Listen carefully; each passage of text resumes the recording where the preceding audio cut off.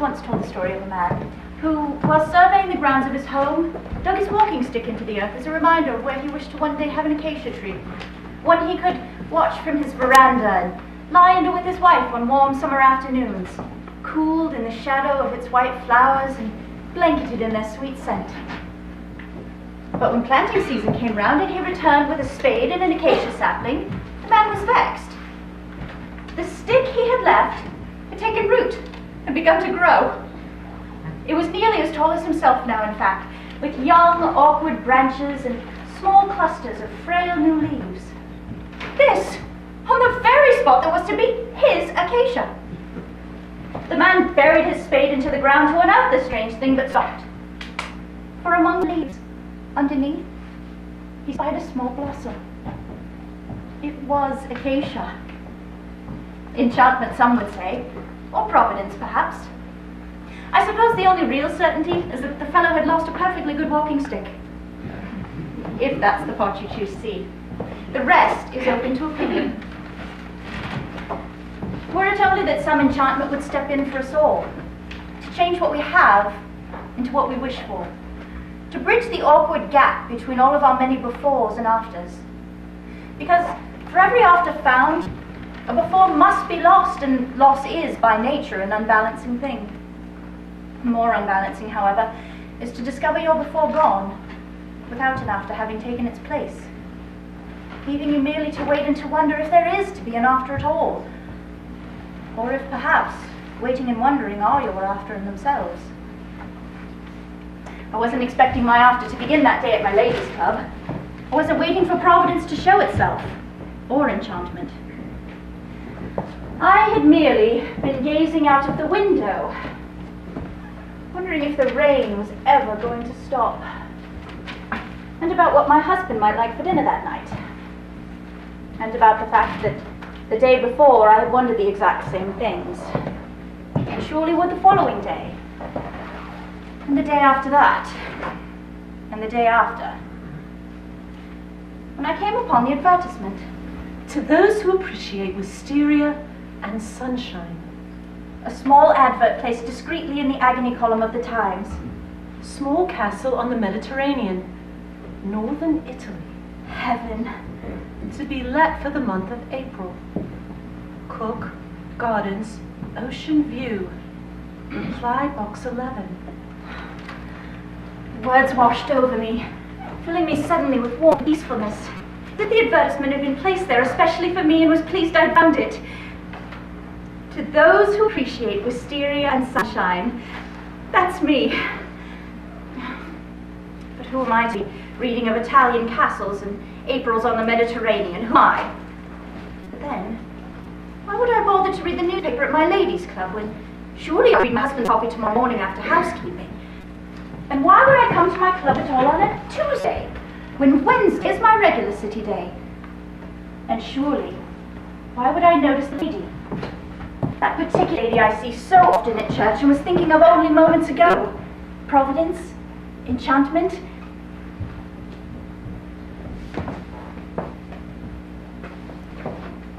Were you reading about the castle in the wisteria? I beg your pardon? The advertisement about the castle, it sounds so wonderful, doesn't it? Can you imagine Italy and sunshine and wisteria? And when I saw you of all people, I couldn't help but think, I mean, all this rain and the Mediterranean, imagine. And, oh, I am sorry. Here we've only just met and I must apologize already. My husband has my mind as a hummingbird, one seldom sees it land. I feel like I know you. We've never actually met. My husband and I see you in church in Hampstead. I see. You are our disappointed Madonna. I see you each Sunday marshalling in the children from Sunday school, always right on time for services, and the school children so very well behaved. And I once commented to my husband that you looked to me somewhat like a disappointed Madonna. Well, my husband had been speaking to me about finding satisfaction through doing one's job well, saying something about that if one does one's job well, one will not be depressed, but will instead be automatically bright and brisk with satisfaction. And then seeing you, I suddenly thought, well, there was also a chance for a certain disappointment. Perhaps we should begin at the beginning. I'm Mrs. Arnott. Oh, thank you. I am Lottie. Charlotte. Mrs. Wilton. Right then. Don't don't expect that conveys much to you, Wilton. Sometimes it doesn't convey much to me either. Such a small, sad name. I don't like names. Do you need some kind of advice, Mrs. Wilton? Oh no, it was just the advertisement. It sounded so wonderful, that's all. Oh, I'm sure it's only this gloomy weather that makes it seem so.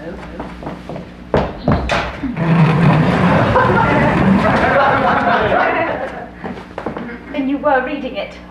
I was. I knew it! I saw it! Saw it?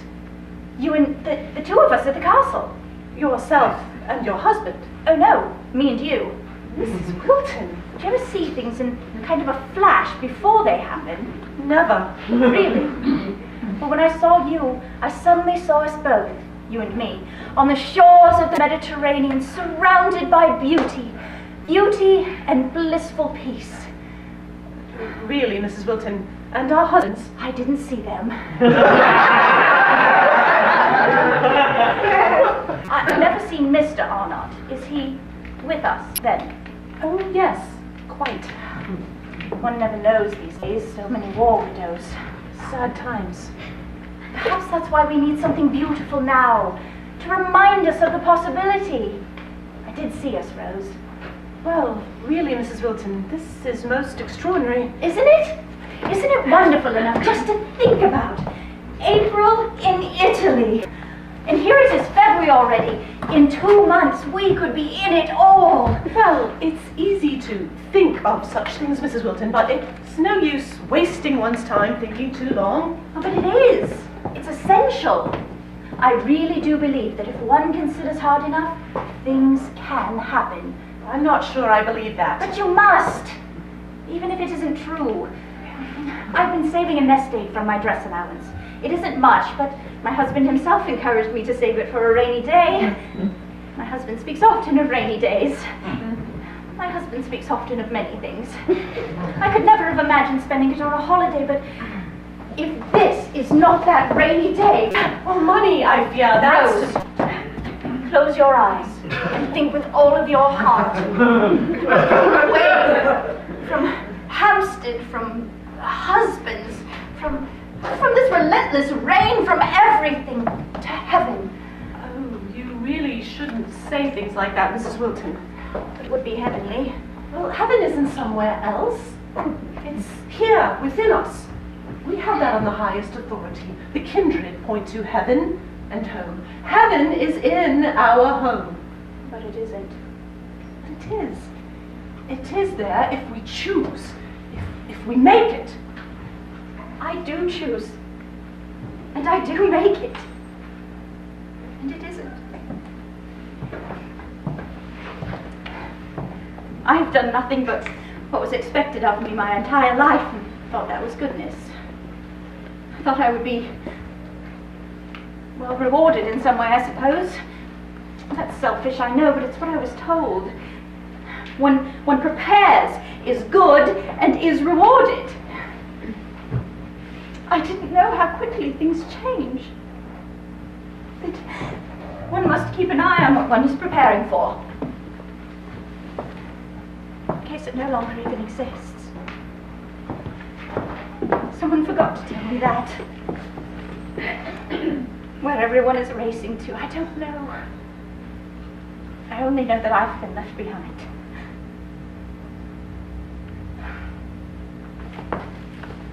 No. Now I'm convinced that there are blind sorts of goodness and there are enlightened sorts of goodness. Women such as ourselves have been living the blind sort, preparing for nothing but oblivion. But Mrs. Wilton, I can assure you that I am a most happy individual. Yes, of course. You believe I've never in my life spoken like this to anyone? It's the weather, I'm sure. Yes. And the advertisement. Yes. And the both of us being so miserable. Something has been lost, Rose. Something has shifted and I don't recognize anything anymore. Each of us must deal with loss, Mrs. Wilton, each in his own way. Yes, you're right. But don't you ever wish that you could go back, to hold on tighter? But we can't, can we? We can only go forward. But how? This I haven't seen. Do you see things often, Mrs. Wilton? Lottie. Yes, I do. But seeing and doing are two different things, aren't they? To those who appreciate wisteria and sunshine. That's you and me, Rose. That much I do see.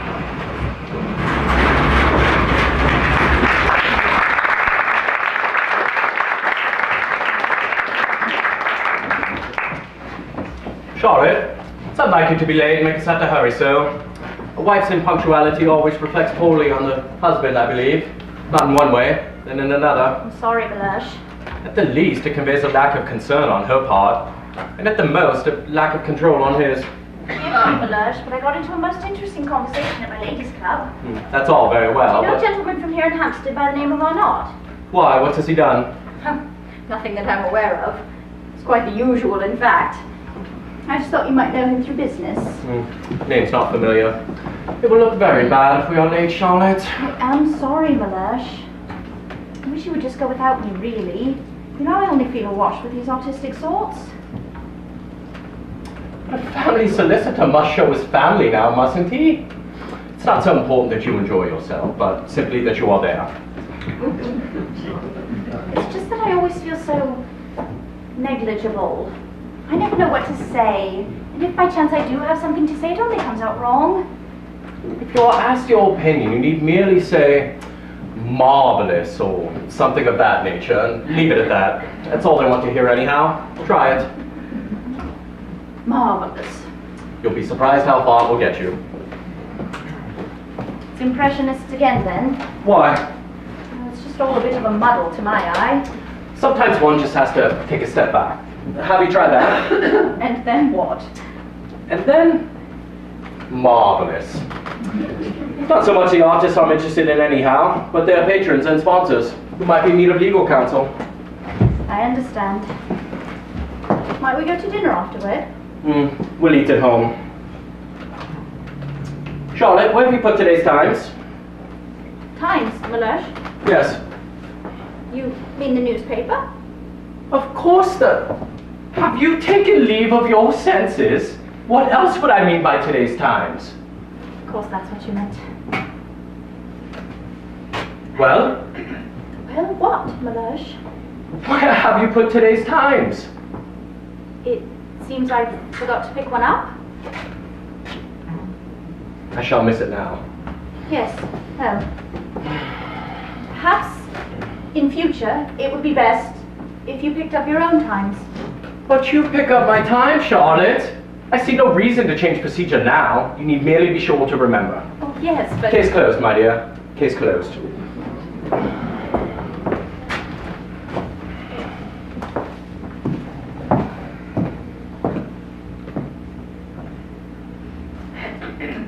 Malash, Yes? do you know what the weather is like in Italy in April? Quite lovely, I imagine. Why do you ask? No reason, really. We were just talking about it today, about holidays. And what were you discussing about holidays? Just that they must be nice, that's all. I'm certain they are. Although I have heard some shocking stories to the contrary. There's an inherent element of risk in holidays that tends to colour quite nicely the shirties at home. The piano needs tuning. What made you think of that? I don't know. It doesn't matter. Unless, of course, you'd like me to tune it myself. Charlotte. I'm ready, Malash. Right then. Do I look all right, Malash? Oh, fine, fine. You do manage quite well with your dress allowance, my dear. Your ability with thrift is highly admirable. The sureties of home. And much appreciated for it. We go then. Charlotte? Yes, Malash? How silly of me. Do you think this Miss Arnott is somebody I should look up? Oh, no, I didn't mean that. Don't know a thing about him, really. I only just met his wife, that's all. That's very clever of you, my dear. You can make many connections for me at your ladies' club, if you steer your conversations in a useful direction. Yes, Mellersh, I'm sure. I shall miss my time, Charlotte. I am sorry, Mellersh. There shall be another tomorrow. There. Right then. Now, how do I look? Marvelous.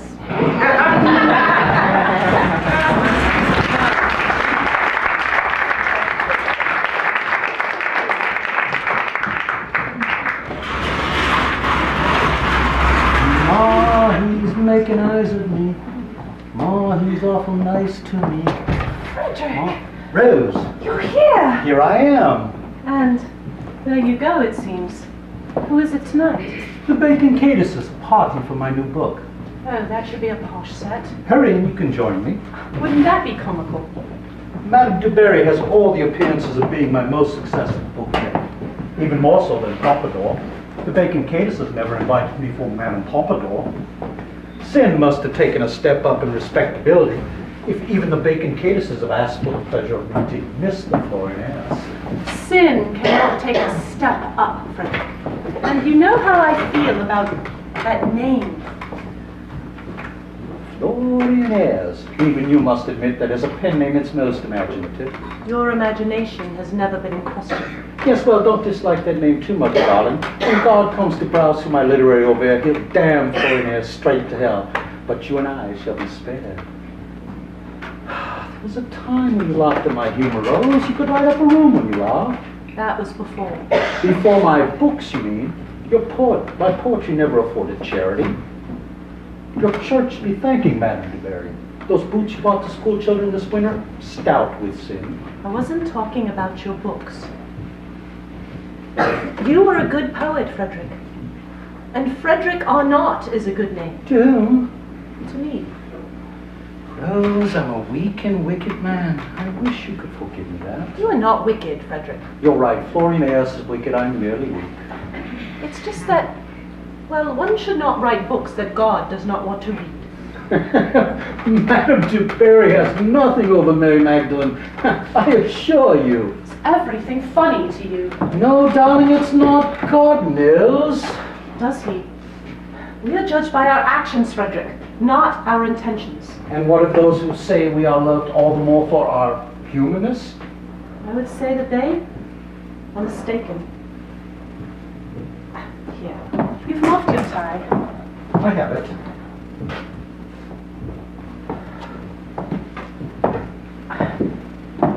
Do you know anyone by the name of Wilton? Wilton? Yes, a solicitor and his wife. I make quite a point of avoiding solicitors. I met the wife today.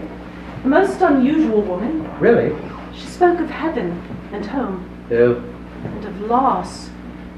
She claims to see things. Ma, he's And making she eyes told me at that I reminded her of Ma, a he's disappointed awful nice to Madonna. me. Ma, he's making eyes at me. What is that Ma, he's... exactly? What is what? That song you're singing. Just a little jazz number I've heard. Ma, he's making eyes at me. Ma, he's awful nice to me. Making eyes. Yes, you know. That you do know. Chaplain, perhaps. This Mrs. Wilton, she wonders how one is to go forward when there's been so much loss. Just exactly what did the two of you discuss? Nothing specific, really. I'm not sure she heard a word I said, actually. Rose, my book tour lasts from the end of March to all of April. Come with me. April. With you. As what? Mrs. Florinaise? Really, you and Mrs. Wilton are two of a kind. Here. You don't want to miss your party. No. Rose, should the things you have faith in ever include the people who love you, be in touch.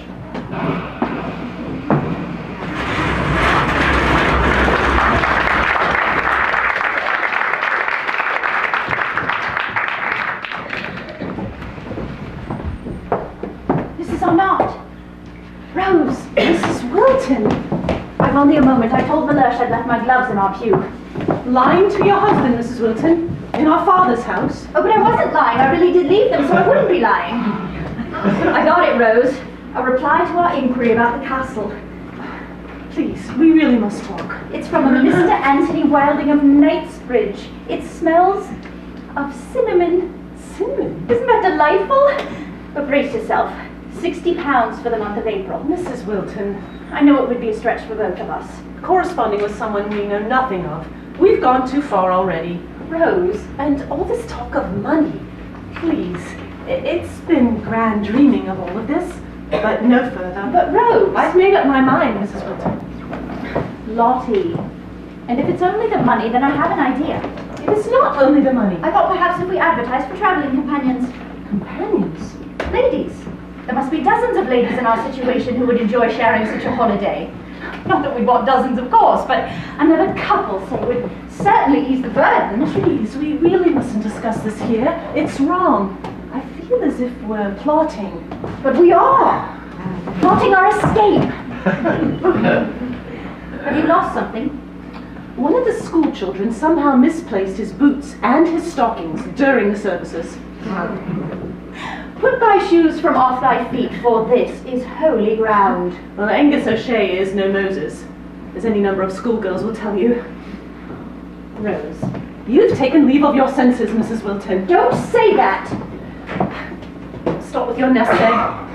What if there's an actual need? This is an actual need. I don't want to hear any more. But Rose, if we don't go forward, we will be depriving two perfectly innocent traveling companions of their holiday. Two good, unhappy ladies such as ourselves, perhaps even in greater need than ourselves. You are a bully, Mrs. Wilton. Lottie, Rose, you really must call me Lottie.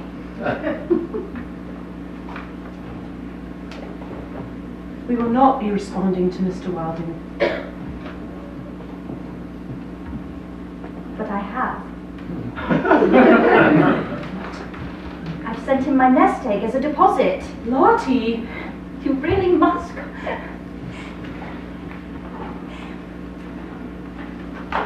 It's done, Rose. The castle is ours. Have you told your husband? Of course not. You really must tell them. Even Moses asked permission. Oh, will you please stop talking about Moses? You're right. It's more like David and Goliath. Rose, all I'm asking for is your faith. Charlotte! Gad, it's Goliath. Meet me at the club on Wednesday for tea. Husbands, Lottie. What? Husbands? Yes, it's terrible, isn't it? But who could resist an invitation to heaven? Two ladies seek other ladies who appreciate wisteria and sunshine.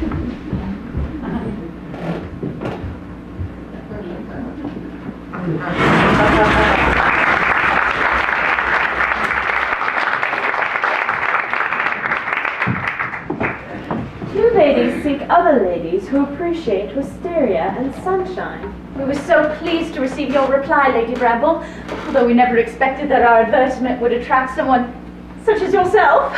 Oh, we've read about you often in the newspapers, Lady Bramble. Your life seems so full. Yes, You do realize that the castle is very quiet and remote. I hope so. Is there a telephone? No. Good. Mrs. Wilton was just telling me, in fact, Lady Bramble, something she read. Something about you dancing on tables. In Paris. Really? You must be very tired.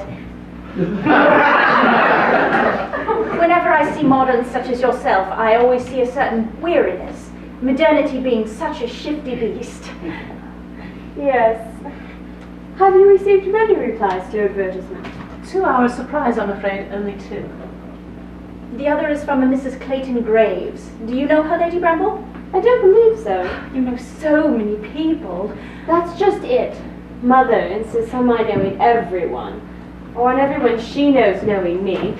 She considers herself a patroness of the arts, which for her simply means a chance to give parties.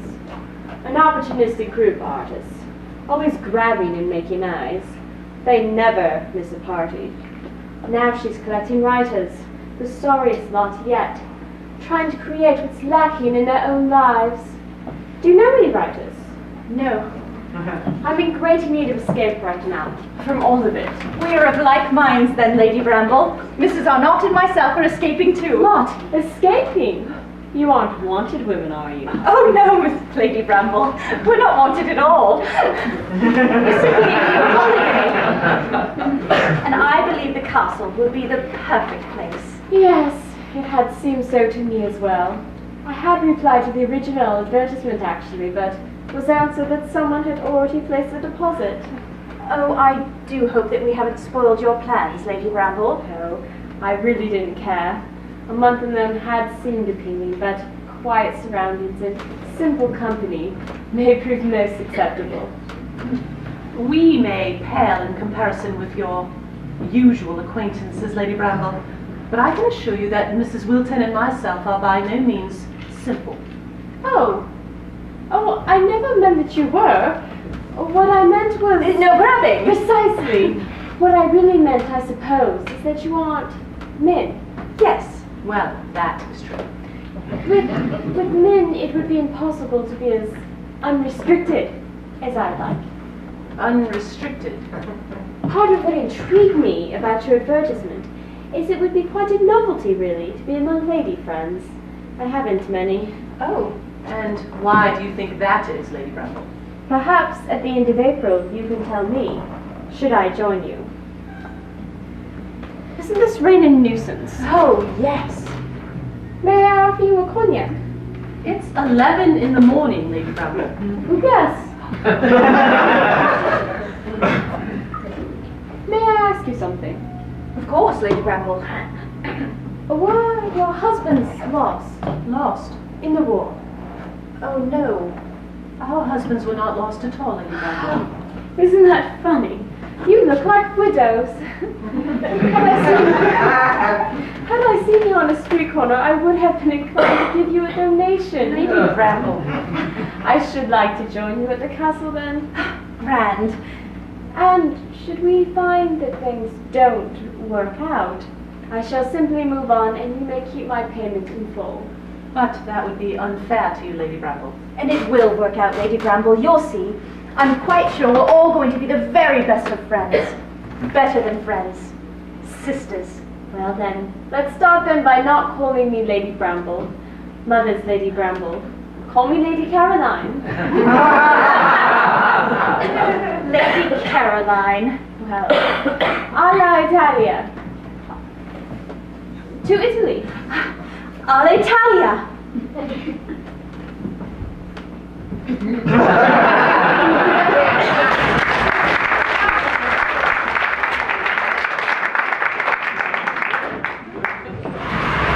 If we are to spend the whole of a month together, I consider it preferable that certain ground rules be spelled out sooner rather than later. I do not approve of modern language, behavior, or thinking. I find informal idioms of speech unacceptable and will not tolerate them. I take breakfast promptly at 7 in the morning, luncheon at noon, tea at 4:30, and dinner at 7:15. I like nuts. I do not approve of idle conversation. My only desire is to sit quietly and remember. Yes, well, Mrs. Now, Wilton... although I am very fond of the Italian seaside, I have no fondness whatsoever for those native customs so many find charming. I expect such behavior to remain outside of our retreat. Well, yes, I'm sure. Now, to which of you does the castle belong? Well, to none of us, Mrs. Graves. We've never even seen it. It was advertised. Mrs. Arnott and I have rented it. Rented? Well, how do you know it is not a dilapidation? We've corresponded with the owner, a Mr. Anthony Wilding. It appears most agreeable. He writes that there is a private beach, olive groves, and bushels and bushels of wisteria. I am fond of wisteria. Why, the house at Box Hill was just covered with it. I remember once my father and I were there and Father lived at Box Hill, Mrs. Graves. Of course not. George Meredith lived there, the writer. My father often took me there on invitation. You knew George Meredith, Mrs. Graves. Oh, my father traveled with all of the great men. Carlyle, Arnold, Tennyson. Tennyson, Rose, imagine. Yes, well, as I was saying... Is this a photograph here of Tennyson?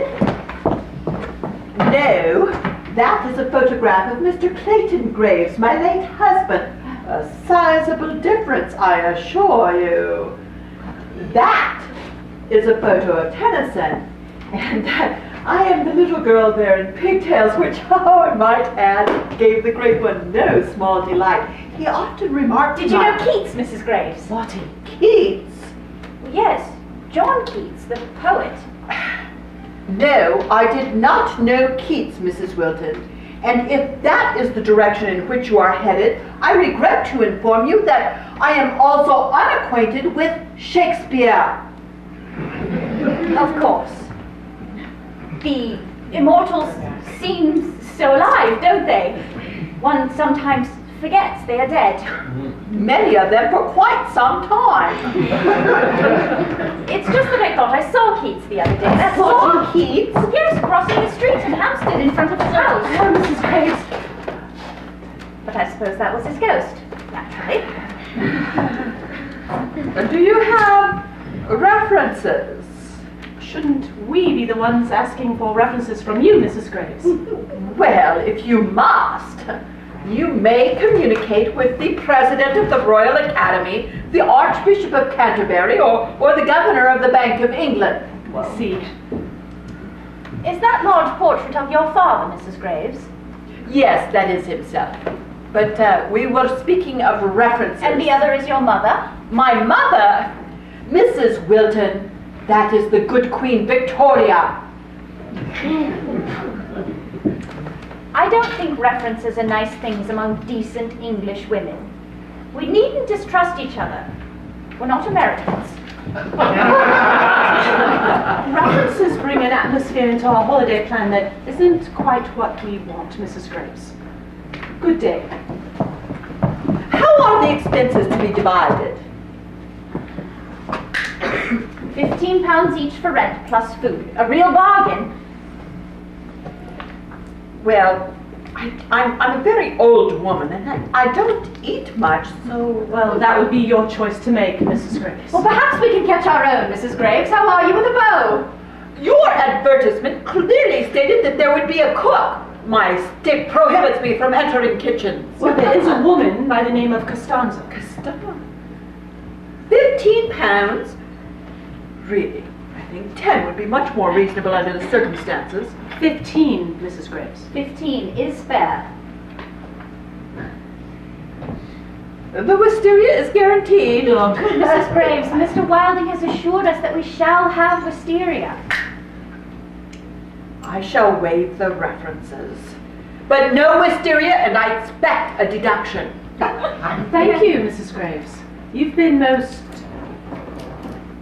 Can't seem to find the word I'm looking for. Well, now tell me, is the fourth of our party a widow also? A widow, Mrs. Graves? Well, no, actually, Oh, Mrs. well, Arnold... all in good time. All in good time. Gray sisters of a day gone by. Old nurses loving nothing new. Why should they miss their yearly due? Before their time, they too will die. May I offer you a nut?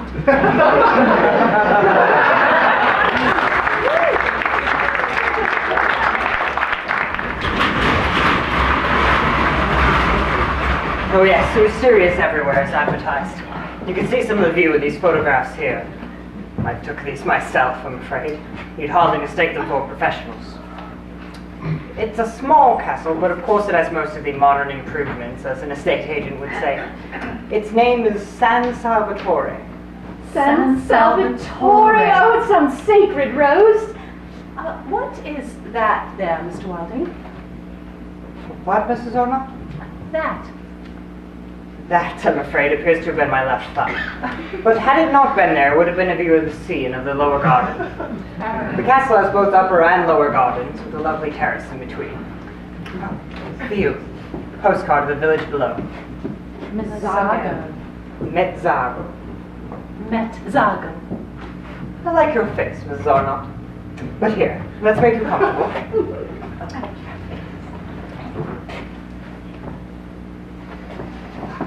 In April, you know, the air is simply a mass of flowers. You must wear white. White. Yes. There's a dock and a small boat, if... well, if your husbands are so inclined. Our husbands, Mr. Wilding. They will not be with us, I'm afraid. Oh. Forgive me. So many widows these days. No, there will be 4 of us, however. Lady friends. Really? San Salvatore should be filled with friends. It can be a bit lonely. Is San Salvatore a family home, Mr. Wilding? Yes. Or it was. I've no longer any family, so it's no longer a home, I suppose. Oh. Father's parents had the place built. Bit of a love nest of sorts from the way he told it. I never knew them, unfortunately, but some of the stories are delightful. It sounds wonderful. Yes. It's beautiful. Father loved the place. Mother never cared for it much, really, until the later years alone. And then while I was away in the army, she and San Salvatore seemed to become one. Where did you serve, Mr. Wilding? Flanders, mostly. Brave battles. We are indebted to you, Mr. Wilding. I lost Mother last year, sad to say. She always said there was something enchanted about the castle in April. I hate to miss it this year, but I've work in Rome. And what is your work, Mr. Wilding? I paint. Portraits. Classical, of course. 2 eyes, 1 mouth, and so on. Marvelous! I have a studio in Bloomsbury. Perhaps you both could visit sometime and be stunned. I'm said to a particular talent with the female form. Oh.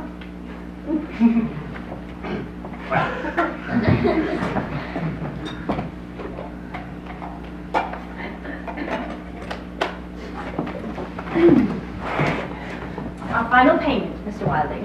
Well, now I'm richer, and you're happier. Oh!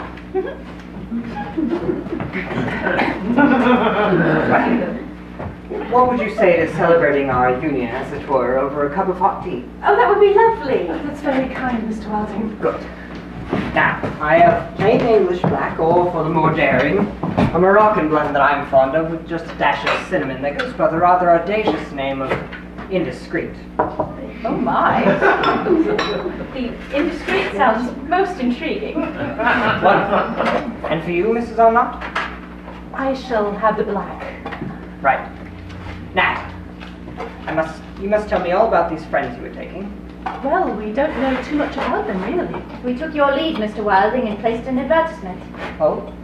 There's a Lady Caroline Bramble who likes cognac and dancing, and Mrs. Clayton Graves who knew Tennyson and likes...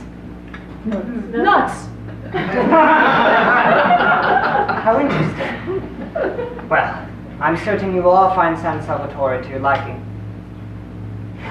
Mrs. Arnott, you will find this a bit extraordinary, but there's a portrait of you there. A portrait? Of me? Yes, a Madonna. There's one on the stairs really exactly like you. Well, San Salvatore will certainly be a nice change from this weather. Yes. You'll find the place has lots of sunshine, whatever else it hasn't got. what else hasn't it got, Mr. Wilding? Troubles. Worries. The plumbing's a bit antique, but Costanza can help you with that. And to think you'll be among it all in only 2 days. We leave tomorrow. You have squared away all your affairs? A couple of things remain.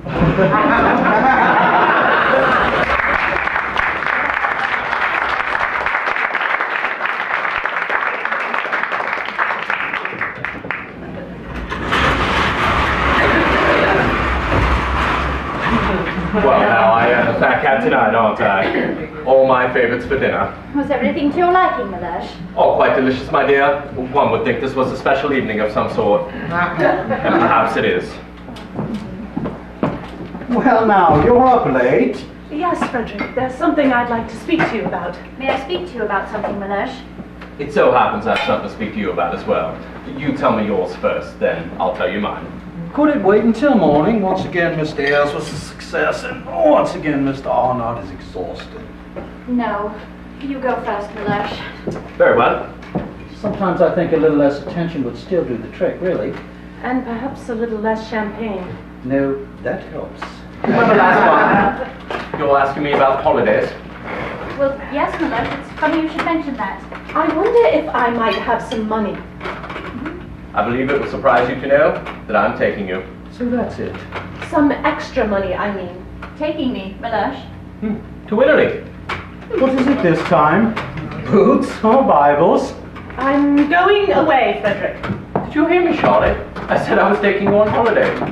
It really is the most extraordinary coincidence. Going away? Coincidence? For a rest. Yes, the most extraordinary, for you see, I was just about to tell you that I am going Somewhere near the sea. Going? Going where? to Italy. Come with me on my book tour. Have you taken leave of your senses, Charlotte? That's impossible, Frederick. How could you be going to Italy? Ridiculous. It's not impossible. It's not ridiculous. Listen to me, Rose. Listen to me, Mellersh. I've been invited. I've listened enough. I've a friend with a home there, I've waited enough. and I am going. So have I. You have no friends. With homes in Italy. So, we agree then. I've mentioned her to you. Who? Rose. Rose. Rose? We cannot go back, Frederick. We can only go forward. Rose who? You've kept secret, Charlotte. But not alone. Secrets are like rust. It's been 2 years, Rose. And now I'm to believe that you're actually asking me. I am not asking anything, Mellersh. I'm telling you. I am alone, Frederick! As am I. This is ridiculous. Take your money then, Mrs. Arnott. This time tomorrow, I shall be on a train I shall write up my itinerary. Tomorrow? to Italy. Should you wish to be in contact, Damn this rain! Pain? just know you were the one who closed the door, Rose. If you think you are taking one step out that door, Mrs. Wilton. I'm sorry, Frederick. I'm sorry, Mellersh.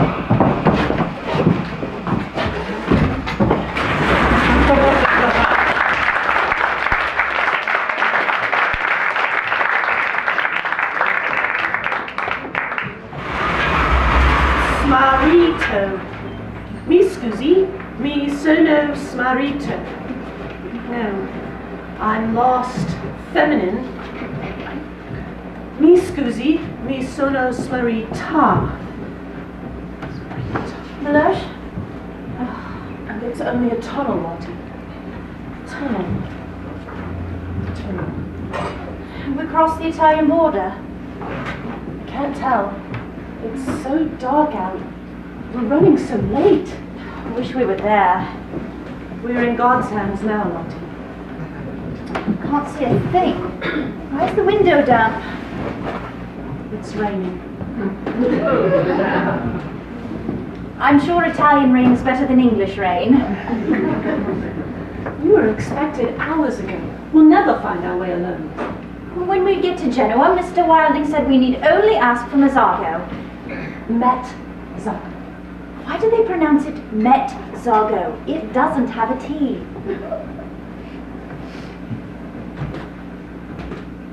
Are you certain you saw us at San Salvatore, Lottie? Yes, Rose? And Lady Caroline and Mrs. Graves? You saw them as well? No, I didn't. They're not the ladies I would have chosen. Or perhaps they've been chosen for us. When we get to San Salvatore, let's prepare everything for their arrival, shall we? Make things perfect. That would be proper, We can choose the rooms that would please them and fill them with flowers. if there are any flowers. There will be. There must be. What is the Italian for help? Oh, Rose. I mean it, Lottie, please. Look it up.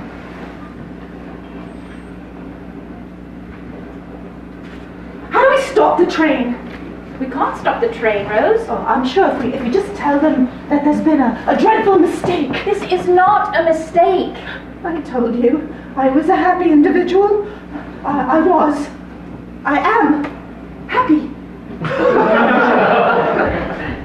But you spoke of peace. And sisters. And cinnamon. And you got my head quite turned around. You're not a hummingbird at all, Lottie Wilton. You're a hawk. You're clear-eyed and why aren't you dressing? Aiuto. What? The Italian word for help. Aiuto. Aiuto.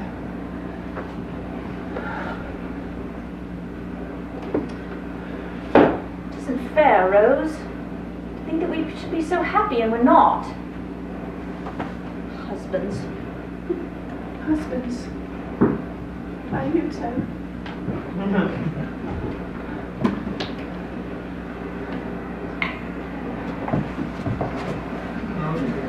Mi sono smarrita. Oh, it's going to be lovely, Rose. Mi scusi. It's going to be heaven.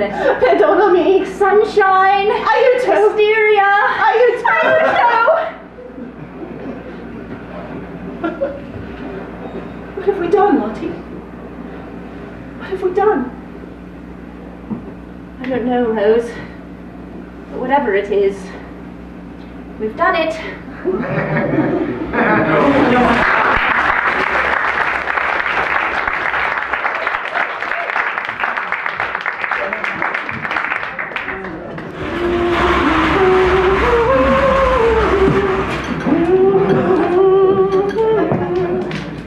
What is this? Santa Maria, cosa ho fatto adesso, signora? Qual è il problema adesso? You may rattle on and on all you wish, my friend, and I still will not understand you. I speak only the Italian of Dante. Cosa c'è? Qual è l'argomento?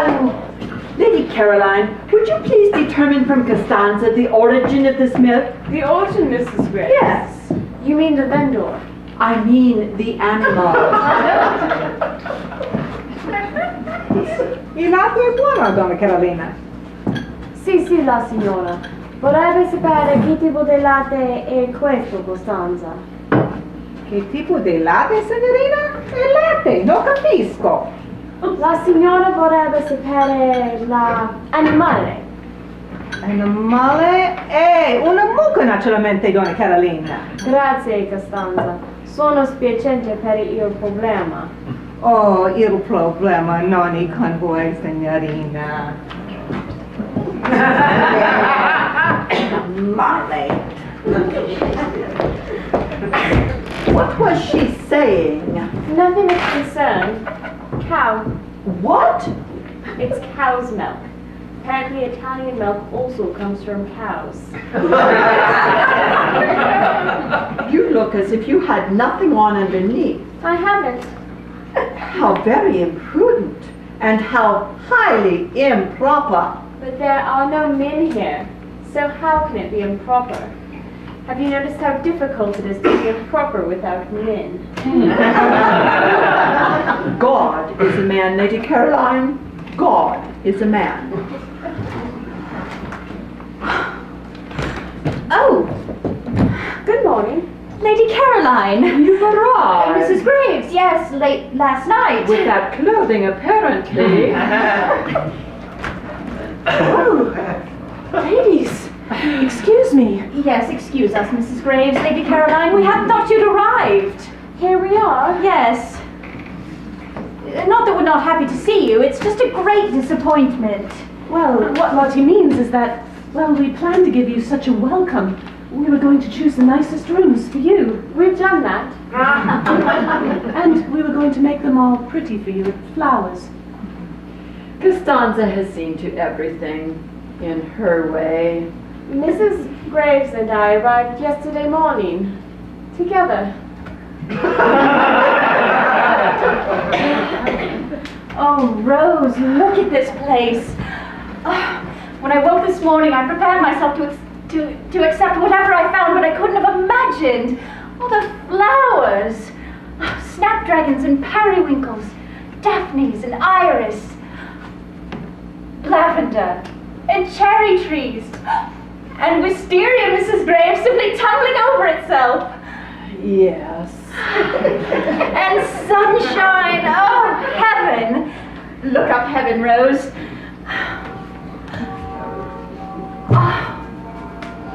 Oh, their church bells sound so light and inviting. Our church bell never sounded like that. Costanza! Well, you two appear to have everything under control. It does save time. Rose, remember that Mr. Wilding said that there was an upstairs sitting room with a view?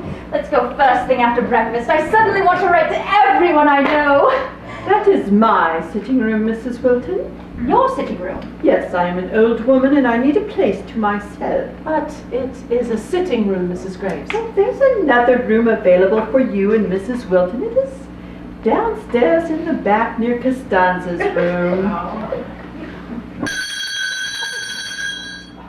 I must have quiet. Your rooms are acceptable? Oh, cozy.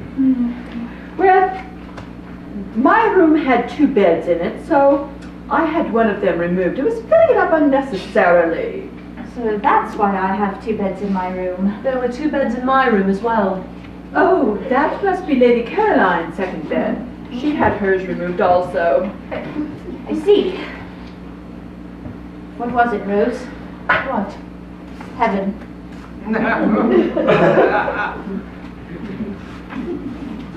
You're very chic, Lady Caroline. She needs a hat. One mustn't get too much sun too soon. Paradiso. Heaven. Buono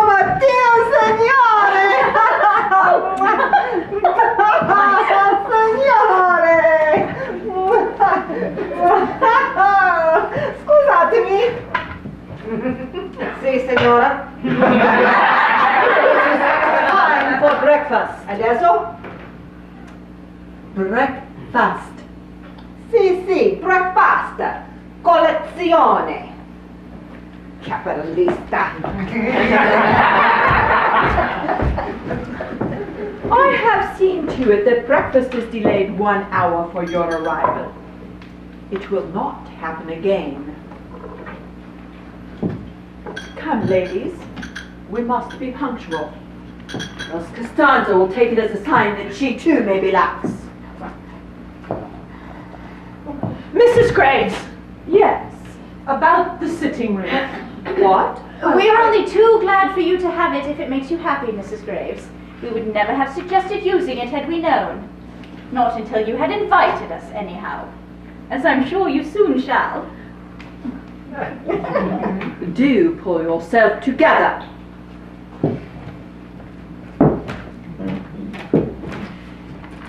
We had so hoped to prepare everything before your arrival, Lady Caroline. Everything has been seen to. It must be very assuring to be so independent, to always know exactly what one wants. Quite. But independence does snub the benevolences of others. I am sorry about the beds. I gave no directions. I merely asked Costanza to remove them. It seems silly to be talking of beds in heaven. It is lovely, isn't it? It's as if you belonged here all along, What do you mean? in a setting as beautiful as yourself. Beauty is a gift. Yes. I do hope you make the most of it, Lady Caroline. Oh, I've been making the most of it ever since I can remember. Good, because it won't last. Please tell Mrs. Graves that I don't wish to take breakfast now. I'd like to go into the village. Oh, do hurry back then. I am glad you've arrived safely.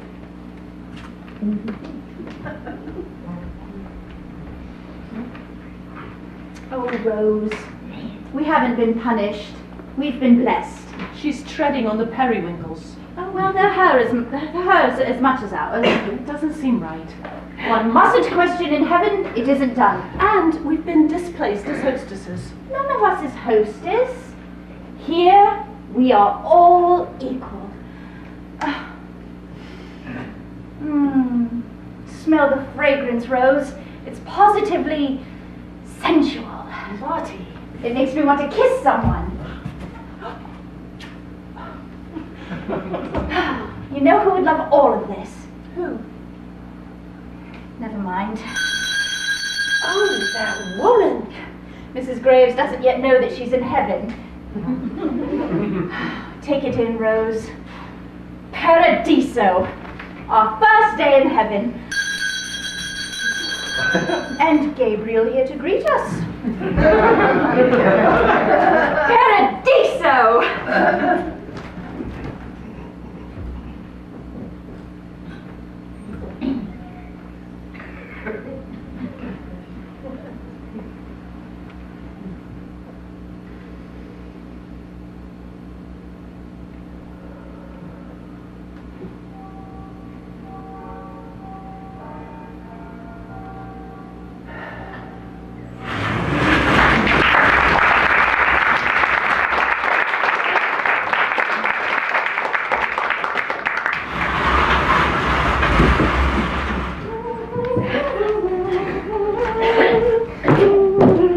Buongiorno, signora Graves.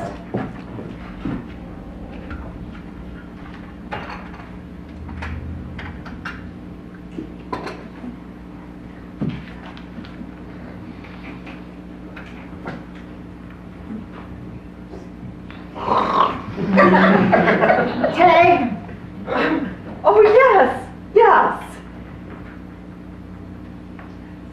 Have you found the cracker? Cracker, signora?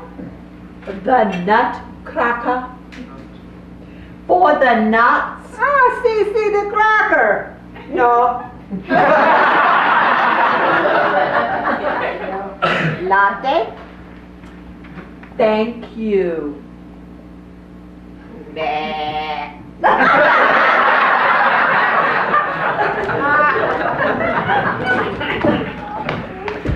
Fine. There is tea if you would like. It's been almost a month now, and it still seems to be the only thing that Costanza is capable of preparing. Although I don't understand why I bother. I seem to be the only one of our party who arrives promptly for meals, or arrives at all for that matter. I was quite alone at breakfast today. That must have given you plenty of time to sit and remember. Remembrance and digestion should never occur simultaneously. Ladies, Oh, Mrs. Arnott, you neglected breakfast this morning. have you seen Mrs. Wilton, Lady Caroline? Yes, she took the boat out. Took the boat. The small rowing boat. She has quite a strong arm, our Lottie. Of that I've no doubt. Are you all right? Oh, it's just all these flowers. They make my eyes water a little. That is a lovely frock you are wearing, Mrs. Arnott. Except for what, Mrs. Graves? Sorry. You have nothing to add. No. Why? You've just complimented someone, Mrs. Graves. Oh. Good day, everyone. Hello, Lottie. Oh, good Lord. Lottie, you look brilliant. Oh, I feel brilliant. This has been the most glorious morning. Mrs. Graves, doesn't it all just make you want to burst? I have never in my life had a desire to burst. Is luncheon nearly ready? I'm famished. I believe so. Not macaroni again. Yes. From the land of Donatello. Will you be joining us for luncheon today, Lady Caroline? No, I don't believe so. I have a headache. Excuse me. What is the Italian for aspen? Castor oil is the remedy for headache. She doesn't have a headache. Carlyle at one point suffered terribly from She headache. doesn't have a headache. She only wants to be left alone. Something else you have seen, Mrs. Wilton? Yes. When I looked at her just now, I saw inside of her. I think I may burst after all. San Salvatore is working its charms on Lady Caroline. It's working its charms on all of us. Just at different rates, that's all. You really should take the boat out, both of you. I have never felt so calm or been able to think so clearly. Oh, I think quite clearly enough, thank you. And I've never wept so. Boat is a lovely place for weeping. I have some castor oil in my room. Mrs. Wilton, Your behavior in a woman of greater age would be understood as dotage. Well, Mrs. Graves, I suppose if I did have a choice, I would prefer dotage to condescension. Cover your legs.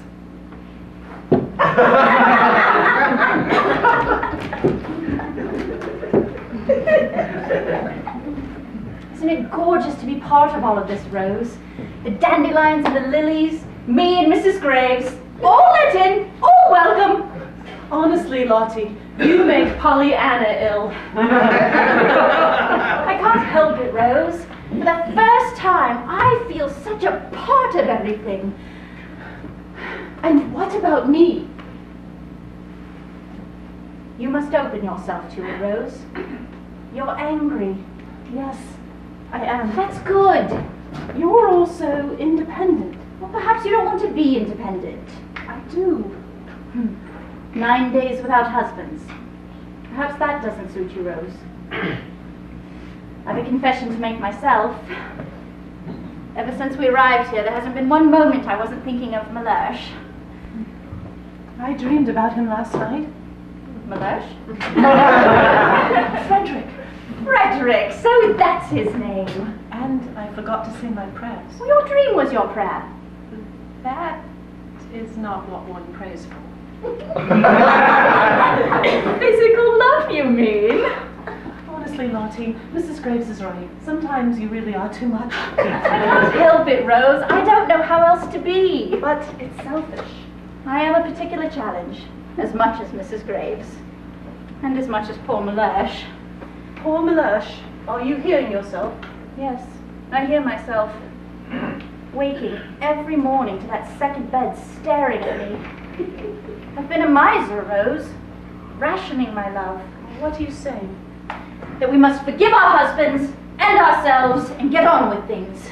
Lottie. I've written to Mellersh and told him everything. Well, except about my nest egg. I wish he were here now so I could tell him that as well. You don't mean that. I do. I've invited him. You can't be serious. We said in London that there would be room for guests. We said in London that there would be an extra room. And there is. There's room for everyone, even your Frederick. Frederick? Do you call him Freddie? I do not. The whole point of our coming here was to get away. And we got away. And now, after barely 1 week, you want to invite the very people The that very we want... people that we were getting away from, it's true. It's idiotically illogical, but they must be here now. I've seen it. Stop this, Lottie. I'm warning you. Write to your Frederick, Rose, and tell him everything. It's not that About simple. San Salvatore. You can't understand. Mrs. Graves. Listen to me! He won't come. Don't be silly.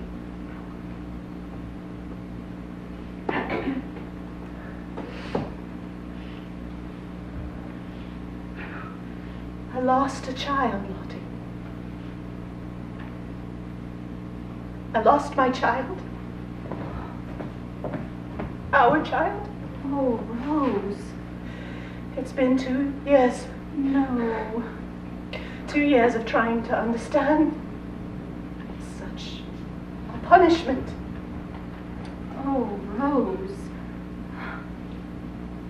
Oh.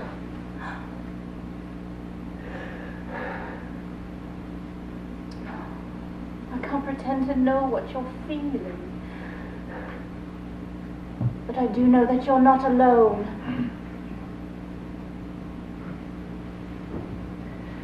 I have you now. Not me. Frederick, I'm not listening. you must invite him. He won't come. He will! I've seen it! Frederick and Mellersh at San Salvatore. How can you see Frederick, Lottie? You don't know a thing about him. You're such a damned logical woman, Mrs. Arnott. Come. Let me take you boating. You can tell me everything. But you said you were hungry. We'll pick berries. And you're right. I haven't been listening. But we're sisters, remember? And I'm listening now.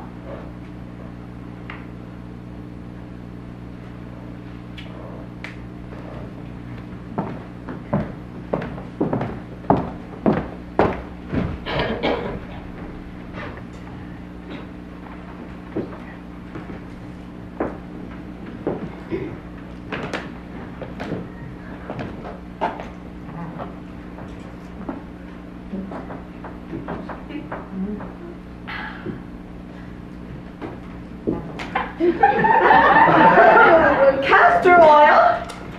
I expect the sun has made you feel ill. You should take some castor oil and go to bed. But I don't want castor oil. And I don't want to go to bed. I just want to be left alone to think. No one wants a woman who thinks. You should go to bed and get well. I am well. You mean I have taken all the trouble of coming after you for nothing? Wouldn't you prefer coming after me and finding me well to coming after me and finding me ill? Un telegramma per Signor Wilton! E nel radino, Costanza. Oh, grazie, Donna Carolina. Signora Wilton, un telegramma! Signora Wilton! Now, who could be sending Mrs. Wilton a telegram? You shouldn't be so hard on naughty Mrs. Graves. That woman needs to be curbed. She understands things, I think. In her way. She sees things, you mean? Just a moment ago she said she saw through you. If that's so, then she's one of the few people who has ever bothered. You are an intriguing creature, Lady Caroline. I'm certainly glad there are no men about. You are precisely the type of woman who unbalances men. My mother unbalanced men. I dare say that can come at quite a cost. Pricey was she? I apologize, Mrs. Graves. Sometimes I go too far. I understand some things too, Lady Caroline. In my way. The burden of wit on our sex, for example. You should be grateful for your beauty. At least you are allowed credit for that. I would gladly trade it all, Mrs. Graves. For what? Things lost. How so? Jolly war, wasn't it? Except for those who never returned. And for those of us who love them. A brother? Never mind. Oh, you are impossible. A husband. A husband? I am sorry. I didn't know. No one did. We secretly married the night before his duty. For good luck. Funny, no? I am surprised that you are telling me this. You have such a warm way of drawing people in, Mrs. Graves. I grieved terribly when I lost my Clayton. Well, that came as quite a surprise to me, I must say, though probably not nearly as surprising as it would have been to him. I had a reputation to uphold.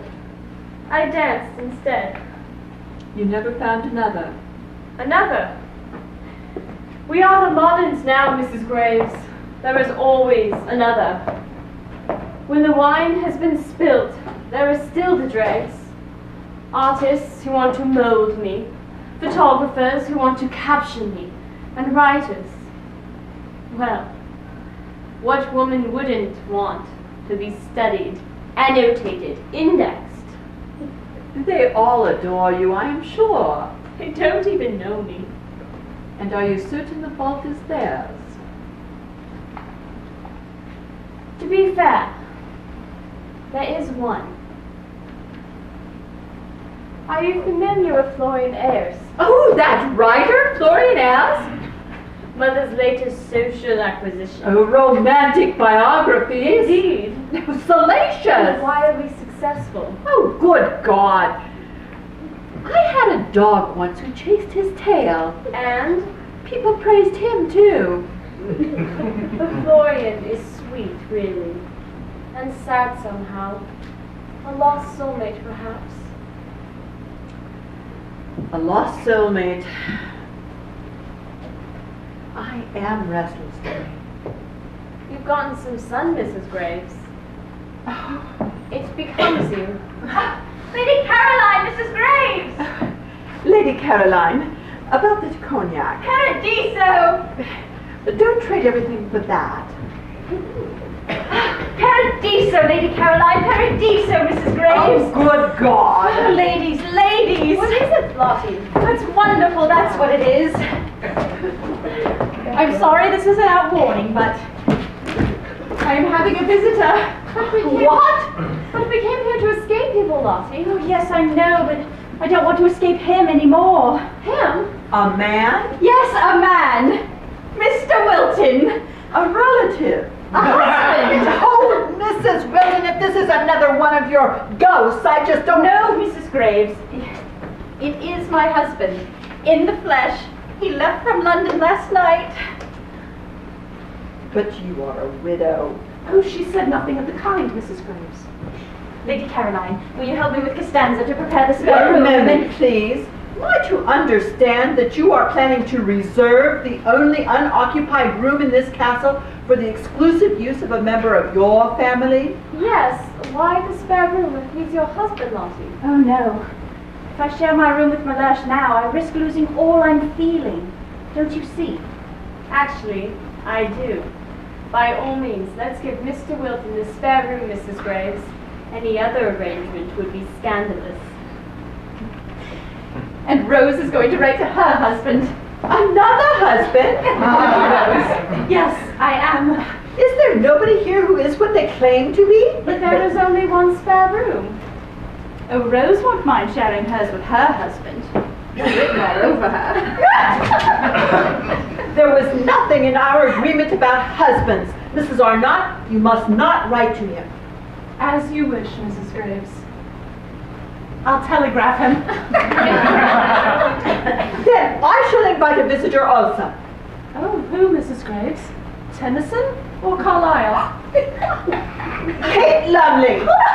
Oh, there is nothing funny about Kate Lumley, I assure you. I shall write to her this instant, and she shall have the spare room. There will be no man roaming the halls of San Salvatore while I am here. Kate Lumley will see to that. Cheers, everyone. Oh! Mr. Wilding! This is a bad time. I was passing through to Rome and thought I'd see how things were going. Oh, this is too much! I should say. You may remember my letter, Miss Wilding. It's so hard now. Oh, Mr. Wilding! And you were white. It's just as I saw it. It's just as I saw it.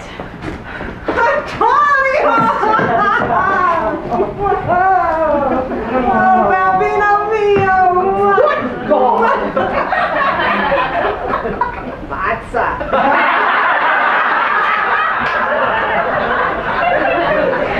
Oh, my ladies.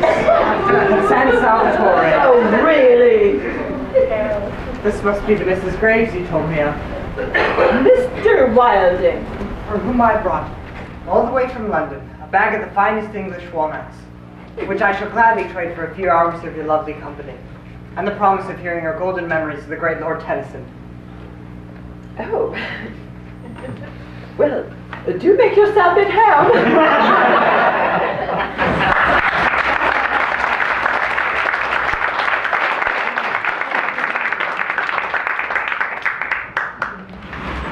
That's it. And just a little there. Would you lift your chin just... Yes. You have a fine chin, Mrs. Arnott. Now it is... cocked. I must say, you've shown admirable patience. I do hope that won't be the tone of the portrait, Mr. Wilding. Oh? I should hate to find myself in a textbook one day used as an illustration of admirable patience. Jake! Grazie, Costanza. Ah, squisita, bellissima! Is that good? Quite. Oh, Tonio! Meravigliosa! Ti ricorda qualcuno, Costanza? Mi ricorda? Ah, sì, lo vedo. Ma quando dipingerai il ritratto di Costanza? Oggi è fatto. Troppo difficoltoso, non posso mostrare al pubblico, eh? Eh? Oh, tu di Emiliano! Tu sei il figlio del tuo papà, non c'è dubbio, sei il figlio di papà! Costanza's very fond of you, Mr. Wilding. Yes. Part of the family. Well, part of her family, I mean. Costanza's a mother of 9. 9? Well, 10 counting me now, I suppose. Speaking of admirable patience. I owe Costanza a great deal. She was wonderful with Mother. There. You've worked enough. Let's have some tea. May I? Of course. Mind you, it's only a sketch. Oh. It's lovely, Mr. Wilding. I shall finish it properly in Rome. Rome must be fascinating. Yes. Very beautiful. Very romantic. And one must have one's escape, mustn't one? Cinnamon. Canela. Cannella. Sì. Biscotto? Grazie. Is Mrs. Wilton still out? Yes. Well, out again, that is. She and Mrs. Graves went to the village. To the village? Mrs. Graves? Does that surprise you? Well, I suppose yesterday it would have. But since you've arrived, Mr. Wilding, we seem to have a somewhat altered Mrs. Graves. Really? I find her most delightful. Well, you've doted on her properly. You've doted on us all. Sometimes all it takes is a bit of attention to do the trick. You must admit, Mrs. Arnott, that I was right about something. What? That you were meant to be at San Salvatore. You and Costanza just now, Yes? were you comparing me with the original? What? The portrait of the Madonna near the stairs? Oh, yes. You must admit the likeness is extraordinary. Well, I didn't know I looked so solemn. You don't. Not today. I don't think my vicar would approve of such comparisons. No. But then that's what vicars do, isn't it? Actually, it was someone else you reminded me of. Well, not some old flame, I pray. Oh, no. Nothing of that nature. There are moments, Mrs. Arnott, when you remind me so much of my mother. Oh. Let me get that.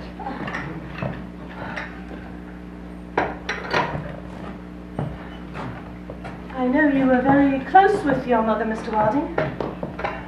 It was very kind of you to say such a thing. I saw it the first time we met. I see. Are there any photographs of her here? I wish there were. Mother was much too modest for that. Father and I both tried, but she'd have none of it, I'm afraid. And what was your father like, Mr. Wilding? Father loved beauty. He loved life. He lived life. Mother was always a bit embarrassed by that. Shame, really, because she was his life. He flat out adored her. Sweet. Do you see that acacia tree there? Father told a story that his father, my grandfather, while walking one day with my grandmother, thrust his walking stick in the ground at that spot and said, "Here we shall have an acacia." He left the stick in the ground as a reminder, and presently, how long afterward nobody seems to remember, the stick began to sprout, and it was an acacia. After duty in the hospital, I tried to paint that tree. Could never do it justice. Were you wounded? Just a bit tired. I came straight from hospital to San Salvatore, in fact. And Mother at Costanza. Well, I'm sure that cured you. Yoo-hoo! Here they are. Oh, it looks like they bought the whole place. We're almost there, Mrs. Graves. Oh, good God, you've been saying that for an hour now. I should have gone along, ladies. Oh, no. Thank you, Mr. Wilding. We made much progress on our own, didn't we, Mrs. Graves? Oh, we shall march on Rome tomorrow. We are in for a treat, everyone. Oh, I make no promises, but I must say I did obtain the makings of a proper English meal. Tonight, I shall teach Costanza to make steak and kidney pie. Will you help me with Costanza Rose? There's teaching to be done. Yes. Should I have Costanza bring tea inside? Oh, no, I'd much rather have tea out here with you, Mr. Wilder. Very well. Thank you for a grand time, Mrs. Graves.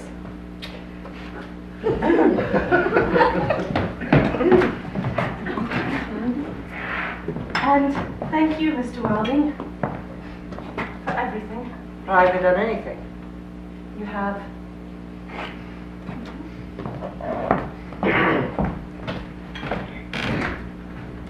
Mr. Wilding, I would like tonight's dinner to be my thanks to you for your gracious company. I'm so sorry that you are leaving us tomorrow. It has been so nice to have a man about the place.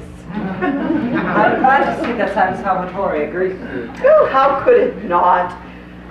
But you are very young to be a man of property. I can hardly take credit for that. Oh, you should. Inheritance is much more respectable than acquisition. How can you fare in the village? Oh, that Mrs. Wilton is a stubborn creature. I have tried since day one to make my peace with her, to no avail. With some people, there seems to be no choice but to relent. Oh, no, Mr. Wilding. To relent is to surrender. That is not the English way at all. You have been a little too long in Italy, I fear. Perhaps you're right. This Mrs. Arnott, she is a particular case herself. Yes. Yes.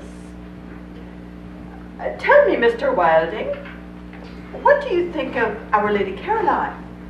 She's lovely. I seem to have made a poor impression, however. Oh, there is much more to Lady Caroline than meets the eye. She is very solitary. Well, that's common these days, it seems, since the war. And you? I picture you in London, surrounded by grandchildren. Oh, no, Mr. Wilding. One must first have children to have grandchildren. Lady Caroline. Who missed dinner again last night? I wasn't feeling well. I do hope you're feeling better. Our Lady Caroline has a remarkable inclination towards rapid recovery. Mr. Wilding, since you're here, perhaps something can be done about the bath. It really is quite a confusion. Confusion? One shouldn't have to risk one's life merely for the convenience of warm water.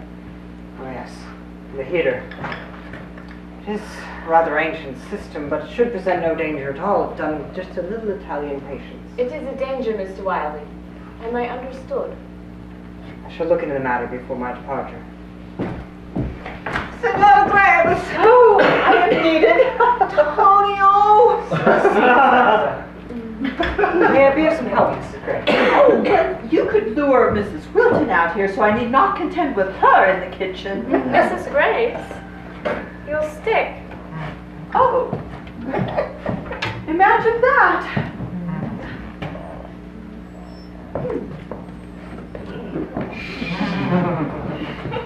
Lady Caroline, about the bath. I am sorry. I do hope you'll join us this evening for dinner. Do you? I do. Excuse me.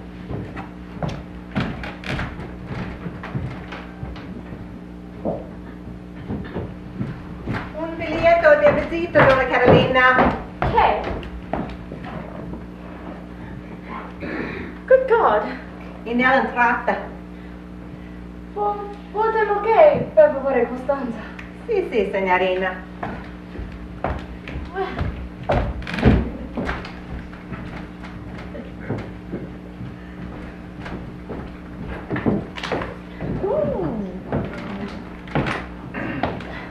Florian Ayres.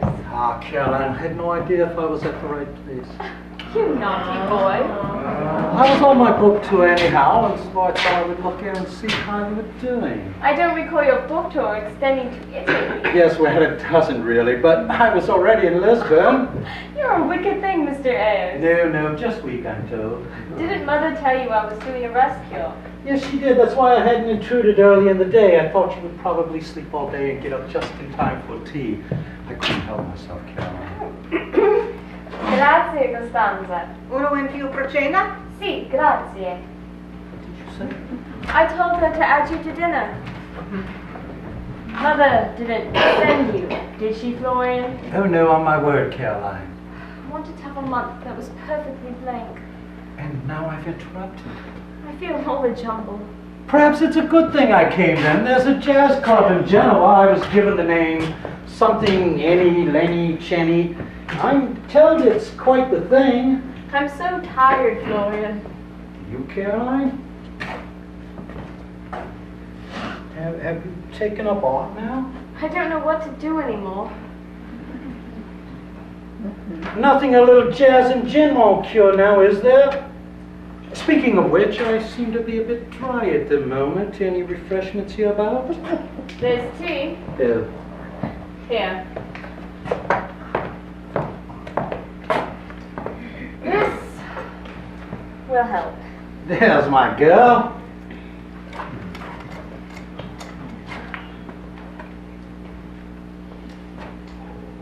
Florian, have you ever lost hold of something? Something so vital that you didn't know how to go on? I have. What did you do? I went on. But it wasn't the same. No. You always seem like someone I could talk to, Florian. There's something disarmingly honest about you. We should talk, Caroline. Perhaps we can find a restaurant in the village. Yes. Oh, but there's to be a special dinner here tonight. We can make an early appearance and then go.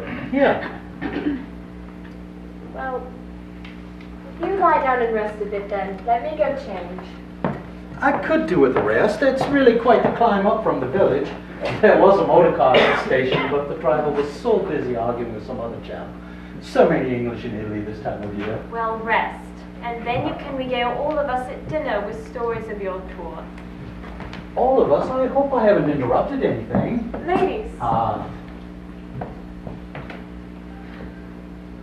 me something, Florian. The jazz and the gin. Would you ever give it all up? Gladly.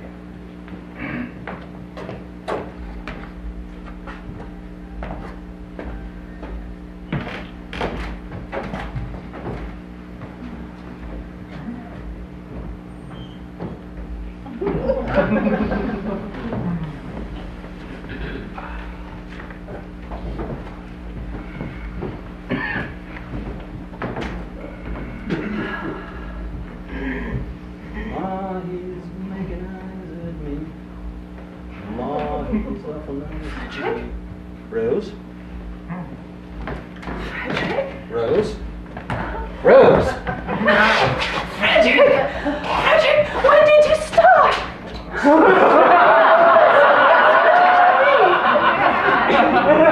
The very morning? Oh, the very instant then. Yes, the very instant. Oh, how quickly my telegram must have gotten to Lisbon. A telegram, yes, didn't it though? Frederick. Well, I'm damned. Oh! Oh, Mr. Wilding. I'm so embarrassed. No. This is Mr. Frederick Wilding. I mean, this is Mr. Arnott Frederick. Mr. Wilding, this is my husband, Mr. Arnott. How do you do? Not quite sure, really. Mr. Wilding owns the castle, Frederick. Ah, beautiful. Yes. Oh, Frederick, I didn't know whether I should write. I didn't know whether you'd want to. But Lottie made me believe. Yes, well, Lottie. Who's Lottie? Lottie, Mrs. Wilton. She's one of the other guests here.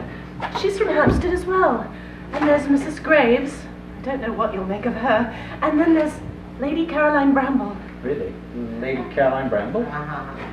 If you'll excuse me. Oh, no, Mr. Wilding. If you would kindly excuse us, I think it would be proper if Mr. Arnott and myself should retire presently to our room to prepare for dinner. Right. Right then. It's a pleasure meeting you. Likewise. Frederick, Lottie always said that anything can happen if we only believe. And it can. Yes, apparently it can.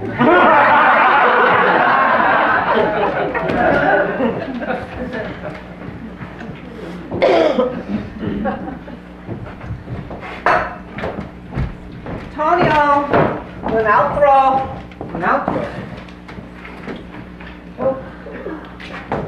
Buongiorno.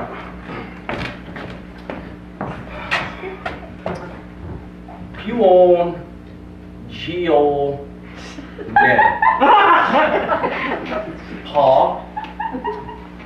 Hola. Inglese. Not only do I speak English, but I am English. Oh, thank heavens. Mellersh Wilton, family solicitor. So it says, Anthony Wilding. How do you do? Fine.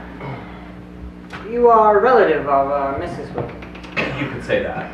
My wife is here then. Who? Mrs. Wilton. Your wife. Yes. She's just in the kitchen with Mrs. Graves. She's a widow, surely. Stanza, prende signora Wilton, prego. Sì, Tonio, quanti sono per cena adesso? 7. A meno che non si aspettino altre sorprese. Ah, è una sorpresa dopo. Stanza will fetch her for you. You look parched. Would you like some tea? Oh, please. Any trouble finding your place? Struggle or two, but I rallied. You are familiar with Italy. I've read books. Thank you.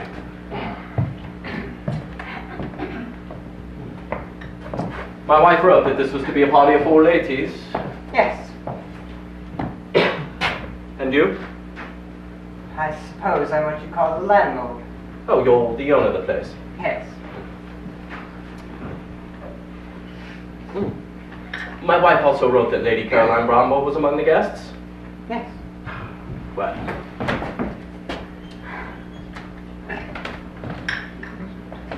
Hello, Mellersh. Mrs. Wilton.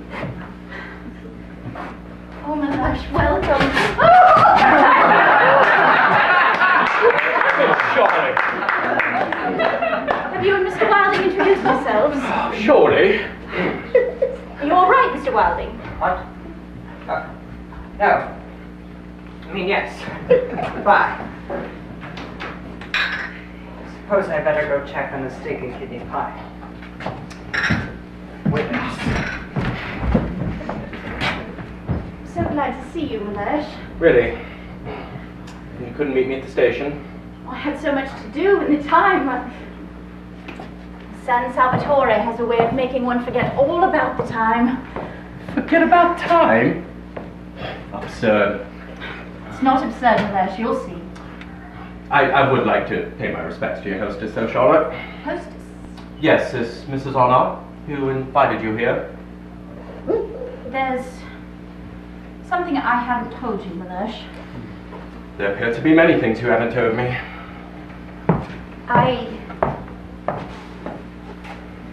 I wasn't invited here. Not? You mentioned 3 ladies in your Oh, telegram. yes, there are 4 of us here. And this Mr. Wilding. I know it's confusing, Mellersh, and it should be to you, and for that I do apologize. It's just, well, the 4 of us ladies, we have rented the castle. Rented? Yes, together, each of us paying her own share. Paying? How much? That, Mellersh, I'm afraid, is not at all your affair. It came out of my dress allowance, my nest egg. I know you have every right to be angry and hurt, Mellersh, but I hope that you won't be and will instead forgive me. This holiday has meant everything to me. Look at me, I've been translated. That's why I wanted you here, to be translated with me. You know my feelings about secrets, Charlotte. Yes, Mellersh. Secrets are like... Rust. Yes. But look at me! I'm not a bit rusty now, am I?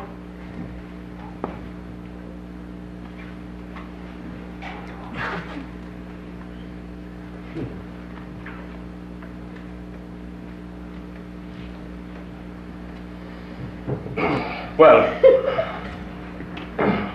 if I made my point, I would very much like a hot bath. Yes, Mellersh, of course. Costanza! Exactly what is it I'm to be translated into, Charlotte? You'll see, Mellersh, you'll see. Sì, signora. Costanza.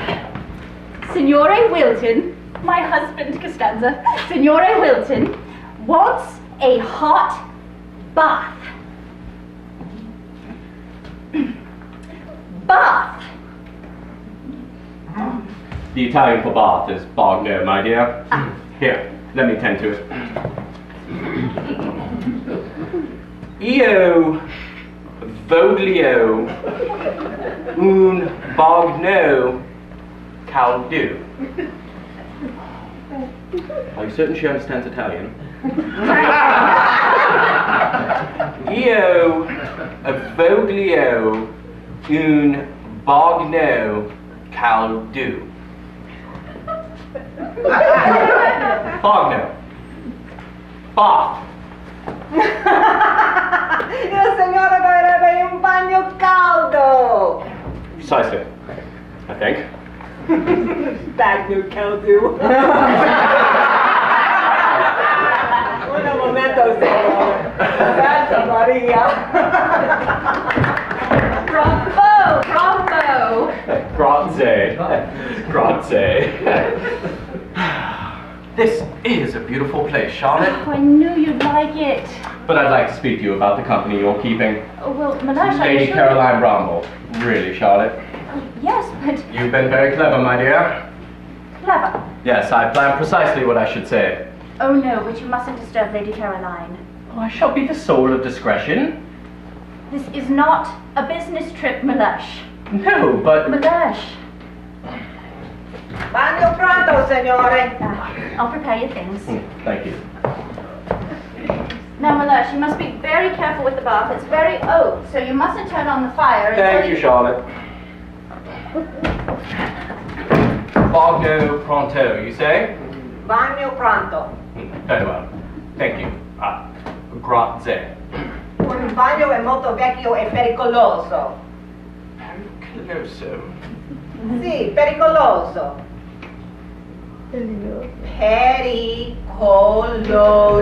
Yes, yes. Pericoloso. Dangerous. Dangerous? A bath? Sì, bagno boom. Uma? Good heavens, woman, I'm a big boy. I can very much take care of myself in a bath, thank you very much. No, no, signora. Bagno boom. Deve stare molto attento. Uma, no good. Shoot, go on. Grazie, signorina. Signorina.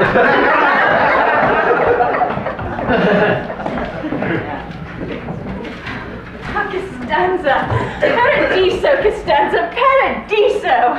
Sì, sì, signora. Paradiso. Inferno. Caroline, you're beautiful! Have you seen a man? It's Malash, he's arrived! Oh, Lottie, good. Oh, it's just as I saw it. But look here, you mustn't pay Malash any mind if he asks you a lot of questions. Questions? With Malash, it's best just to say, marvelous. Leave it at that. I really am happy for you, Lottie. Thank you, Caroline. Oh, I can't wait for you to meet him. I'm just about to burst.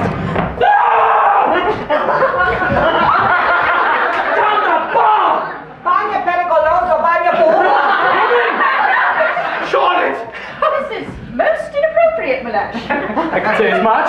I can't believe we've met. No, you haven't. I'm sorry, I've used unpardonable language. I thought it most appropriate. Lady Caroline Bramble. How do you do? I've been so looking forward to our meeting. Malash Wilton, family solicitor.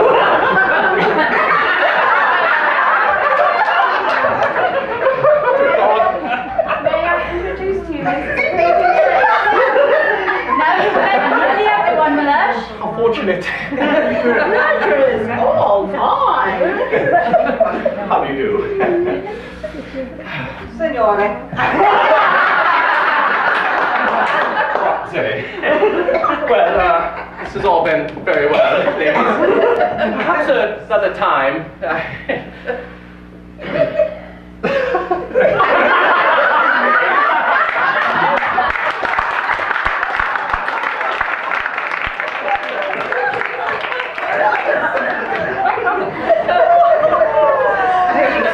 I am sorry. I should have tended that here immediately. In the flesh, indeed. What on earth? Oh, Rose, it was only Malash. He's arrived. There you are. Perhaps I had better make some introductions. Mrs. Grace, Mrs. Wilton, Lady Caroline, allow me to introduce Mrs. Arnott's... Mr. Arnott. Well, say hello, Frederick.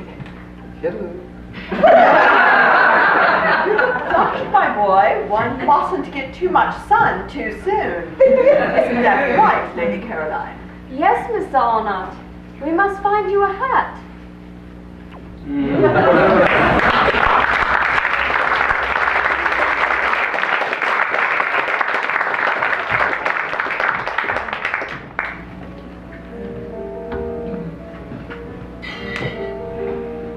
There you are.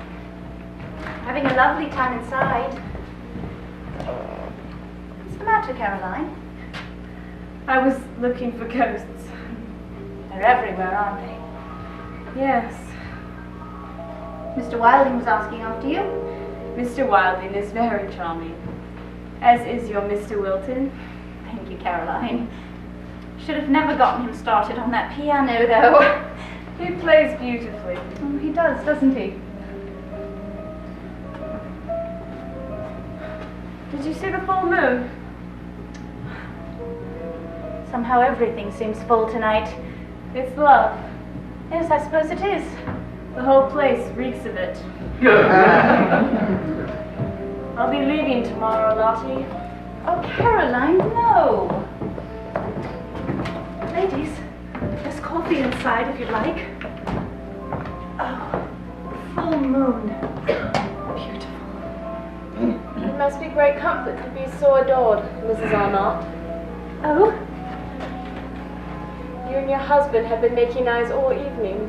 we have, haven't we? It's been so long since I've heard Frederick read his poetry. It's wonderful, Rose. Even Mrs. Graves thought so. I really am happy for you, Rose. Caroline is lonely, Rose. Lottie. I hadn't seen it until now. But look, We were sisters all along then, Caroline. Is the party moving on here now? just admiring the view, Mr. Arnott. I'm surprised Mrs. Graves let you get away. Your poetry is lovely. Really? Yes. No. Oh, don't be modest, Frederick. It's wonderful to see you like this, Rose. And you as well. You're a very lucky man, Mr. Arnott. Thank you, Lady Caroline. Rose, you should take your husband to see the lower garden. In the moonlight it will be extraordinary. Oh, yes. Would you like that, Frederick? Very much. Very well. Oh, Lottie. Tomorrow, you really must take Caroline boat. Oh, yes, of course. Oh, you'll like that, Caroline. I see it. All Italia. All Italia. Is this really an enchanted place, Lottie? Perhaps. We'll have to stay to find out.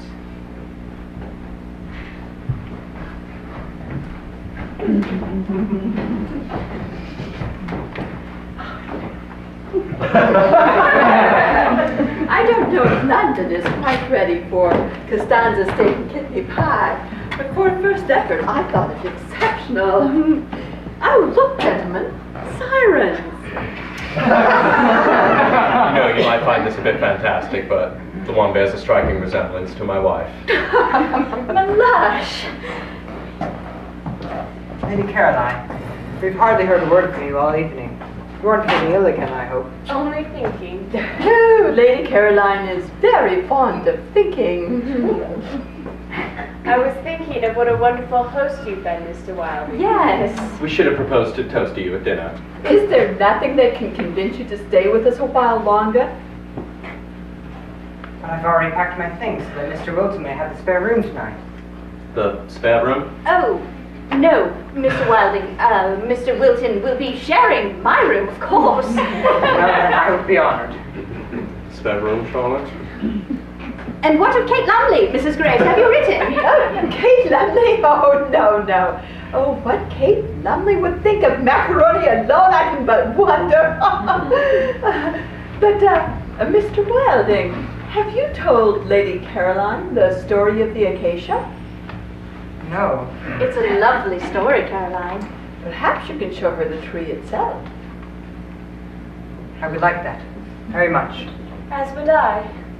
Well then, I'll get your stick, Mrs. Grace. Oh, no, Mr. Wilding. I've been without that thing all evening. Not quite sure where I left it. You go on. Right then.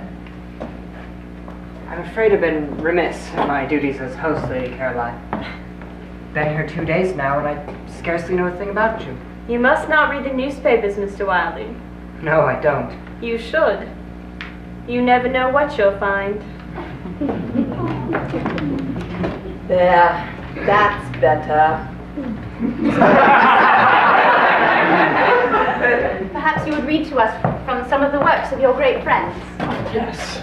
Oh, somehow I don't really feel like hearing from my great friends tonight.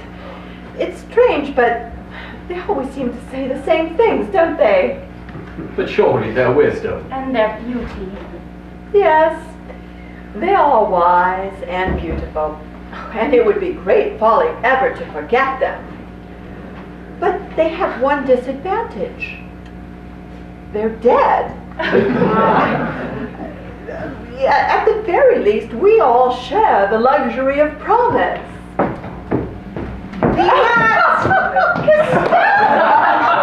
Meraviglioso!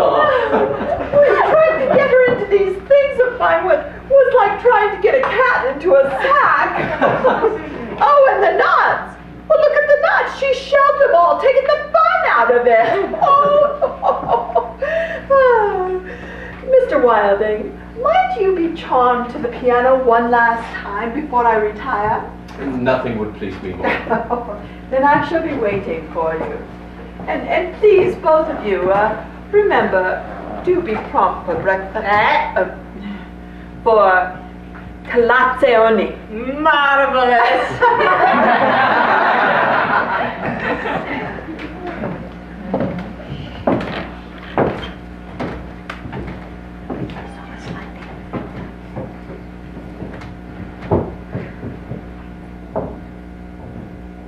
This has been the most enchanted night, Malesh.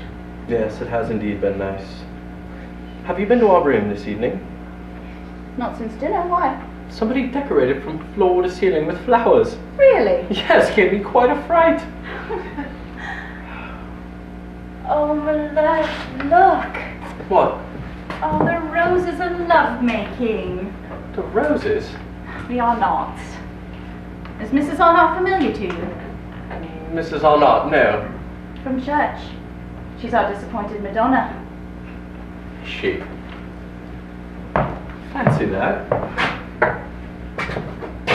I don't recall her being so attractive.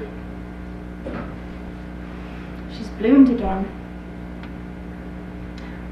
And there go the Carolines. Really, Charlotte? Very well, Malesh, the Wildings then. And I wager we'll find Mrs. Graves' stick planted somewhere in the garden. Planted? I'm sorry, Malesh, but I see it. But surely. Case closed. I thought I lost you, my dear. Sometimes one just has to step back a bit. Your words. Really?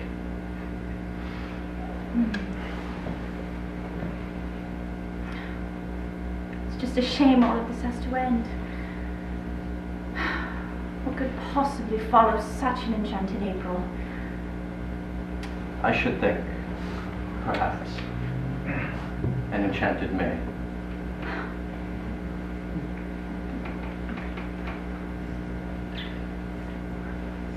I should go see to Mrs. Graves. Come in, sir.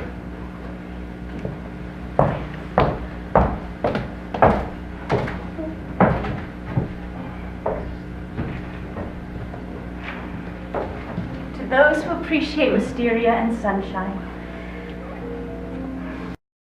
Not long after that night, the wisteria gave way, and though a loss, the castle now dressed itself in triumphant white.